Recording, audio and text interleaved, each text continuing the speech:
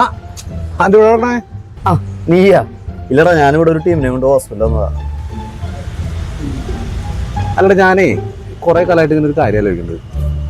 പക്ഷെ ഞാൻ നിന്നോട് ചോദിച്ചാൽ എന്ത് വിചാരിക്കും അറിയാൻ പാടില്ല. ചോദിക്കട്ടെ? എടാ, അങ്ങനെ വിഷമിക്കുന്ന കാര്യങ്ങളാണെന്നുണ്ടെങ്കിൽ ചോദിക്കണം എന്നില്ലട്ടാ. അല്ലല്ല, അങ്ങനെ വലിയ കാര്യമായിട്ട് വിഷമിക്കുന്ന കാര്യമൊന്നുമില്ല. ചിലപ്പോ ചെറുതായിട്ട്. ഇല്ലില്ല, നീ എന്തായാലും വിഷമിക്കില്ല, ഞാൻ ചോദിക്കാതെ. എന്ത് പണ്ടാണെങ്കിലാവട്ടെ, നീ വെറുതെ മനുഷ്യനെ ടെൻഷൻ അടിപ്പിക്കാണ്ട് ഇങ്ങോട്ട് ചോദിച്ചേ. അല്ലടാ, നീ ബിടെക് പഠിച്ചിട്ട് ഇങ്ങനെ ഓട്ടോ ഓടിച്ച് നടക്കാന്ന് പറഞ്ഞാൽ നിന്റെ കൂടെ പഠിച്ച ആൾക്കാർക്ക് പുറത്തൊക്കെ പോയി രക്ഷപ്പെട്ടില്ലേ? അതാ ഞാനിങ്ങനെ ചോദിച്ചു. ആ, എന്റെ ചോദ്യം കൊള്ളട്ടാ, ചോദ്യം കൊള്ളാം. എടാ, ഞാൻ അങ്ങനെ വിചാരിച്ചിട്ട് ചോദിച്ചേ. എങ്ങനെയൊന്നും വിചാരിച്ചല്ലോ. എന്നോട് ഞാൻ അപ്പളായി പറഞ്ഞു, വിഷമിപ്പിക്കുന്ന കാര്യമാണ് ചോദിക്കേണ്ടത്.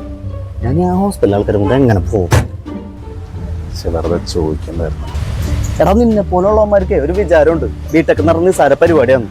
ഇത് ചുമ്മാ പഠിക്കാൻ വേണ്ടി മാത്രം പോയാൽ പോരാ, പിന്നെ എഴുതി ജയിക്കണം. 3-4 സപ്ലൈ ആണെങ്കിൽ കുഴപ്പമില്ലായിരുന്നു.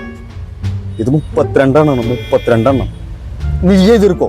പിന്നെ ഞാൻ ഒരു കാര്യത്തിന് എതിർക്കണേ, പിന്നെ എനിക്ക് വേറെ പണിയില്ലേ? അപ്പൊ പറ്റില്ലല്ലോ, വായിത്താലടിക്കണ്ട പോവാൻ നോക്കടെ ഇരിക്കേ. അപ്പൊ ഈ ഹോസ്പിറ്റലിൽ അവര് യൂബർ അങ്ങനെ വിളിച്ച് പൊക്കോളും.